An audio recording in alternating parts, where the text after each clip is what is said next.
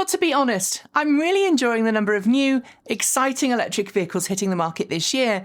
And there are, in fact, so many now that we sometimes miss them because we're busy filming something else. And the Kia EV-6, a car that was revealed last week, not this, is one such vehicle. Revealed while I was away on the road in Southern California, filming some specials with Lucid, Aotearoa, and others. The EV-6 is the first ground-up EV from Kia, and it's built on the same GMP platform as the recently revealed Hyundai Ioniq 5. So here's our take on this exciting new car and why I am so keen to get behind the wheel, as well as everything I think you should know about it.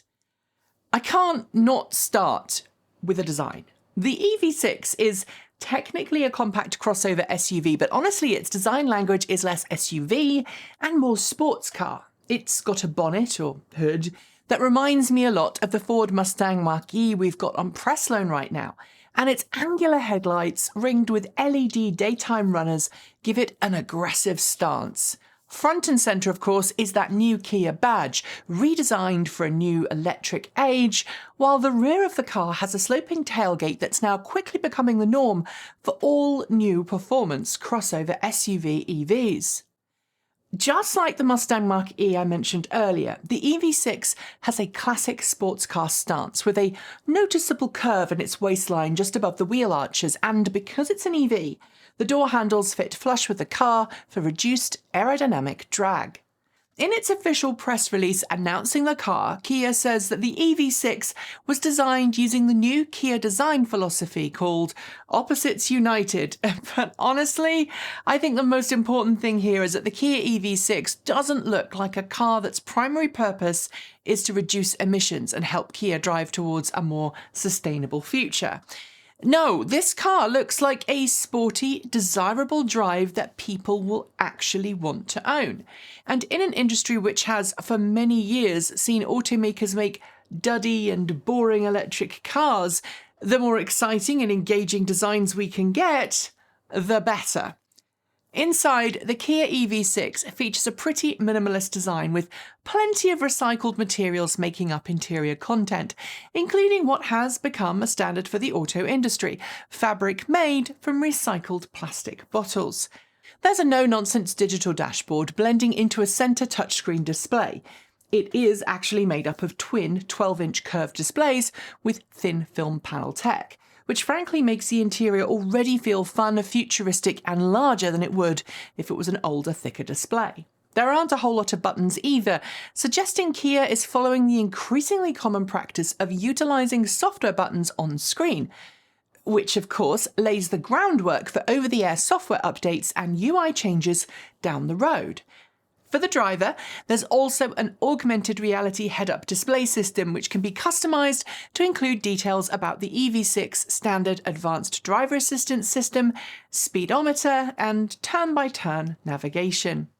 All of this is backed up with a substantial sound system which can optionally be upgraded to a 14-speaker Meridian sound system. Both systems come complete with active sound design, something that Kia says provides audible feedback to the driver.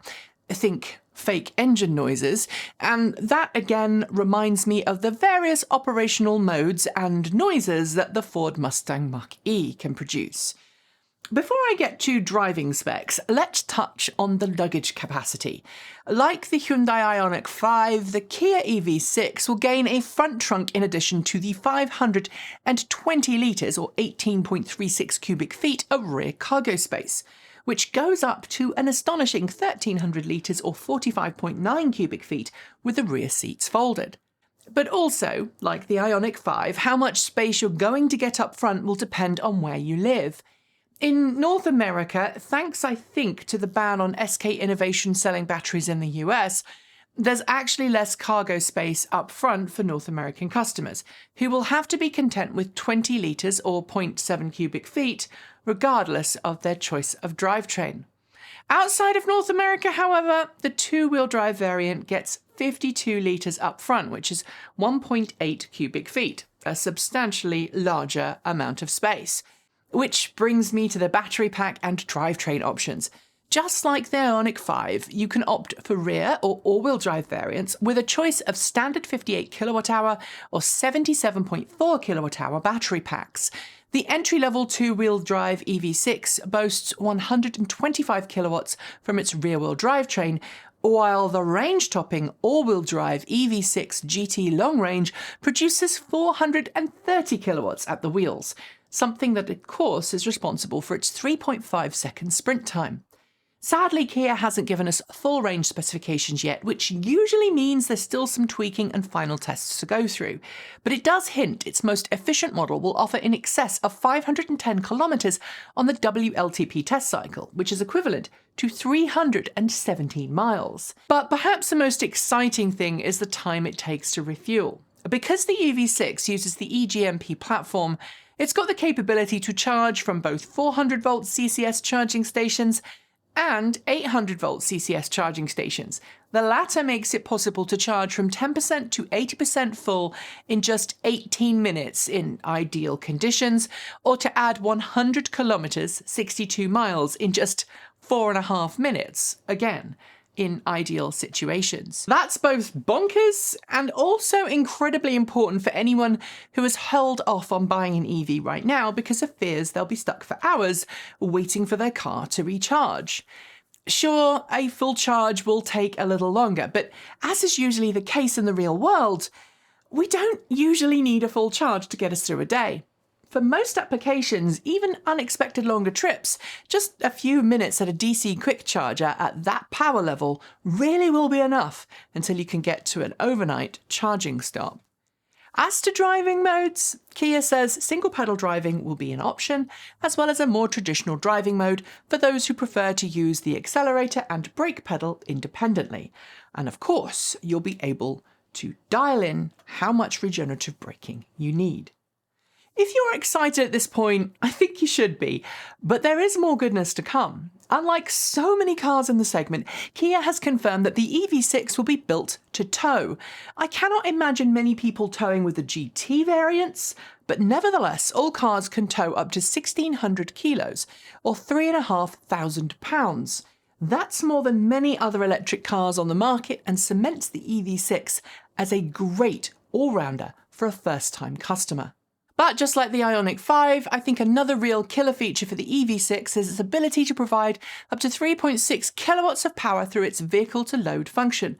Plug in your special charge cable and then plug a regular household power strip into that, and you can power emergency devices for many hours without reaching for a smelly generator, or an expensive battery backup like a Tesla Powerwall. For many customers, being able to use their car as a backup power station in a natural disaster or power cut is going to be truly invaluable and revolutionary. I know personally that when we have a blackout here, I just love a car that I could plug an extension lead into without reaching for and faffing around with 12-volt inverters. Of course, as usual, I'm going to reserve my final judgment until the car is under the control of my paws in a full test drive situation, but if I had to pick cars based on looks and specs, well, this would most definitely be on my list of want. We can expect the Kia EV6 to hit dealer lots later this year and early next, so pricing should be forthcoming in the not too distant future. But in the meantime, let me know what you think about this car below. Is it too large, too samey to all the other cars coming to market? Or does it ignite a bit of sports car love that makes you want to dump the pump for good in order to get this car dancing to the beat of electric power? Let me know below. That's it. Thanks for joining me, and I'll see you next time.